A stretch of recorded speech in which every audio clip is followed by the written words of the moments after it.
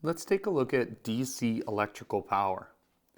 So we're going to build on the rules that we learned when we were talking about Ohm's law, where the voltage that is present at the battery is used to push the amperage or the flow of the electrons through a resistance. So it takes 1 volt to move 1 amp through 1 ohm of resistance.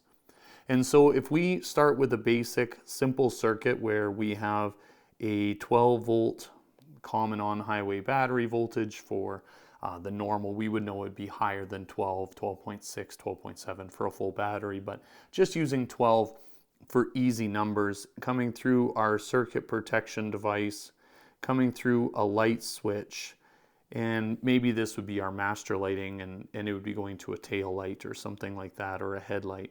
And we come into a light bulb and we go to ground, and then we also come through a parallel wired light bulb, make the contact, put a little bulb around there. There we go. So let's say this is what we had. We had a simple 12 volt single pole, single throw switch with 2 light bulbs. And when we measured the light bulbs for their resistance value using our ohm meter, we saw that they were 4 ohm bulbs. So then what we would need to do is use our Ohm's law formula that's down here, and we would need to see that in a parallel circuit, we're allowing 12 volts to go to each bulb. And so then to know what the current is at each leg of the bulb or of the circuit, we would need to say, okay, we have 12 volts as our supply voltage, and we are going to divide it by our 4 ohms of bulb resistance. And we're going to see that the current that's allowed to pass through that resistance is going to be 3 amps. So if we drew sort of an ammeter in where that would be, let's just do this over top. Apparently it doesn't want to erase for me. It would just be 3 amps. Yeah, it doesn't. So we would assume that would also be true for the second bulb because the resistance value is the same and the voltage that's going to be present at the positive side of that bulb when we close this switch will be the same as well. And so then what we see is that the current total coming out or being allowed to come out of that battery would essentially be 6 amps. Remembering that our parallel legs add together, so 3 amps at this first leg and 3 amps at this second leg would add together to say that 6 amps is coming out of the bulb or out of the battery, and 6 amps is being returned to the ground side. And so then once we have our amperage and we have our voltage that's going to be at each of the bulbs, we can now calculate the power being consumed at that bulb or used at that bulb. And so our power formula then for our single line DC circuit would be that our watts is going to be equal to the volts times the amps. So this is multiplied on the bottom of the trade triangle.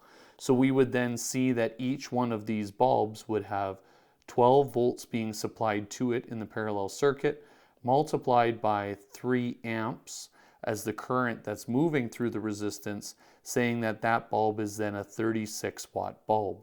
And of course we have 2 of them, so 12 volts times 3 amps would equal 36 watts. So each bulb then is a 36 watt bulb.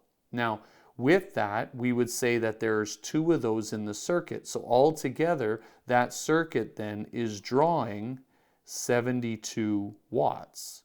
And that would of course make sense because we could have done this with simply current total and voltage total, saying that our current total coming out and returning to the battery was 6 amps. And so then 12 volts times 6 amps is going to be 72 watts.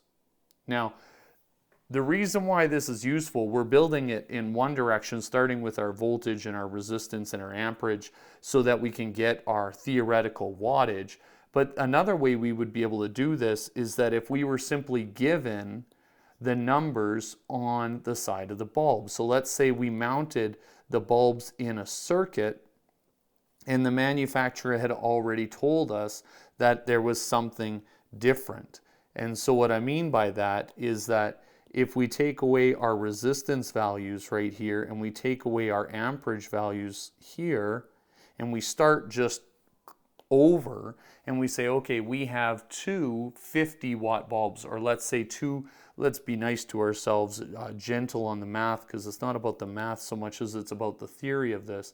Let's say that we had a 48-watt bulb and we had two 48-watt bulbs that had to go into a circuit. What type or size of circuit protection would I want to use right here?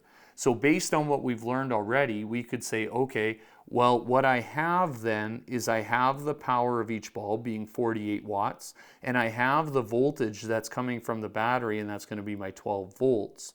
And so you'll see now why I took the easy way out with the math here, and I'm going to say that the 48 watts of each bulb divided by the 12 volts coming into it says that I'm going to have 4 amps at this bulb. Because the numbers are the same, that voltage is available also to the second bulb, and the second bulb is also a 48-watt bulb. That amperage would be the same for the second bulb. So that means I have 4 amps here and I have 4 amps here. So technically what I would need to have, because we have to say the current total out of the battery and coming back to the ground side of the battery, essentially in that flowing cycle, would be 4 plus 4, says that that's going to be an 8 amp draw with those two bulbs. So ideally we would need this circuit protection to at least be an 8 amp circuit protection, and likely because of availability we would typically put in there in a mechanical environment. If we were doing a service job and a retrofit, we would simply put in a 10 amp fuse. Now, of course, we would need to make sure that our wire gauge size was appropriate and our switch voltage and amperage ratings were also appropriate to handle this retrofit or this modification and provide good, clean, sealed connections. But we would see that based on a size of a load, so a bulb here, we can then take what our source voltage is and we can work backwards and we can see what is the current that's going to be allowed to each one of our loads. What is that current total going to be on the parallel circuit coming in and then going back to ground on the battery? And then that's going to determine really what is the maximum current that should be drawn on this circuit. Remembering that as we put in more resistances, if we had corrosion or anything like that, we would actually see a reduction in current, not an increase in current. So we would say that we can put a 10 amp fuse in there, and the only reason that 10 amp fuse would pop would be as if something was shorting out, and so then the fuse would overheat and fail in its open state.